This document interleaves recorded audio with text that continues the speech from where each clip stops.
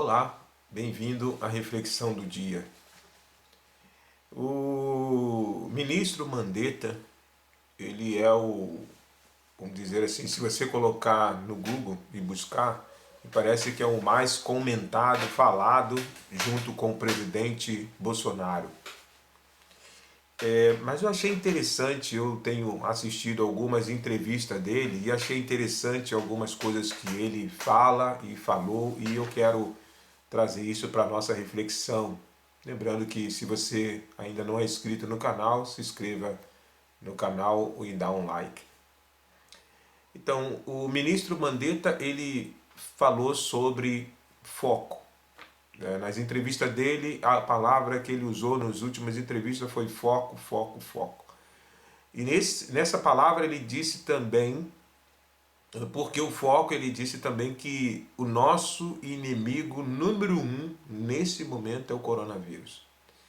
Por que ele disse isso? Porque nas entrevistas existe palavras, existe perguntas que têm a ver com política, com brigas de mídias, tem a ver com interesses financeiros, empresários, e isso está fazendo com que o foco seja assim desviado, né? Ou seja, as pessoas não estão focando no coronavírus, mas sim focando nesses pontos. Primeiro ponto político, existem pessoas que estão usando o coronavírus para tentar se candidatar ou se reeleger, isso é bem claro, pessoas usando a doença para fazer isso, né? Um político tentando derrubar outro, um partido tentando derrubar outro através do coronavírus. Ele falou isso também por causa da questão tem aquela pressão que o Mandetta sofreu da questão de se ele ia sair ou se ia ficar, né? Pessoas querendo tirá-lo do cargo e pessoas querendo manter ele no cargo, mas só discutindo isso e aí discutindo, falando sobre o presidente. O presidente falou isso e você fala isso também. Na mídia tem a questão dos repórteres fazendo perguntas, também tentando de uma forma ou de outra colocar o ministro em saia justa referente ao presidente. Existe isso também nas entrevistas. Infelizmente também existe a questão dos empresários, porque os empresários colocam o ministro na parede querendo que ele dê uma resposta o quanto antes do coronavírus, e lembrando que o ministro sempre fala que é um vírus que precisa ser mais estudado, ele sofre mutação. Até hoje o Ministério da Saúde fazem perguntas e não tem muitas respostas sobre esse vírus, mas mesmo assim os empresários, aqueles que estão preocupados com a economia do Brasil, com a questão do desemprego, com a questão de como é que vai ficar a questão da finança e tudo, essas pessoas também às vezes fazem pressão sobre o ministro. Ou seja, o ministro Mandetta, ele está numa situação onde ele precisa, junto com o presidente Bolsonaro, manter o foco. E o foco é combater o coronavírus, é destruir esse vírus. E até o ministro falou, né, que ele tem a preocupação e na questão de haver uma união do tríplice, né, que seria a União, o Estado, o município trabalharem juntos com o SUS, né, trabalharem juntos para combater o coronavírus. Esse é o foco. Então, infelizmente, as pessoas estão saindo do foco para poder, assim, olhar os seus próprios interesses e não estão preocupados em resolver o problema, mas sim em buscar satisfazer os seus interesses. E o que isso tem a ver com nossa, indo agora para a aplicação espiritual? Como é que a gente pode aplicar isso para a parte religiosa, para a parte teológica? Como é que nós, servo do Senhor, nós como igreja podemos aprender? O que nós podemos aprender com isso? Eu vejo que podemos aprender com isso, com aquele texto de João capítulo 8, onde Jesus Cristo ele sai do Monte das Oliveiras e ele está ali perto do templo, e ali doutores da lei, fariseus, escribas, chegam até Jesus. Mas ao chegar até Jesus, eles chegaram com uma mulher adúltera. E ali eles queriam saber de Jesus o que ele faria em relação a essa mulher.